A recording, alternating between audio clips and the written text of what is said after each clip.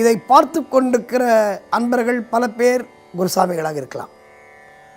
குருசாமிகள் கன்னிசாமிமார்களை அவங்க கையால் மாலை போட்டுக்கிறவங்கள இல்லைன்னா அவங்க கூட்டிகிட்டு போகிற ஐயப்பன்மார்களை தயவு செய்து தவறான வழியில் செலுத்த வேண்டாம் என்று நான் பணிவோடு கேட்டுக்கொள்கிறேன். ஏன்னா இன்றைக்கி சபரிமலை அப்படின்னா சரி, நம்ம ஜாலியாக வேனில் போயிட்டு காரில் போயிட்டு ஏசி பஸ்ஸில் போயிட்டு போகும்போது சினிமா பார்த்துட்டு ஜாலியாக போகலாம் அப்படின்னு நினைக்கிற மலை இல்லை. சபரிமலை என்பது ஒரு புனிதமான மலை. இன்றைக்கும் ஐயப்பன் உயிரோடு தவம் செய்து கொண்டிருக்கிற மலை. இதுதான் சத்தியமான உண்மை. இது பல பேருக்கு தெரியாது.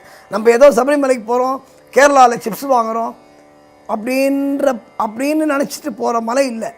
ஜாலியாக போகிறதுக்கான மலை இல்லை. அது ஜாலியாக போகிறதுக்குன்னா பக்தியை என்ஜாய் பண்ணிட்டு போகலாம், அது வேறு விஷயம். ஆனால் இது சீரியஸாக சபரிமலை என்பது நீ என்ன கேட்குறியோ அது கிடைக்கும், நீ என்ன நினைக்கிறியோ அது நடக்கும். ஏன்னா ஐயப்பன் அங்கு உயிரோடு நமக்காக தவம் செய்து கொண்டிருக்கிறார்.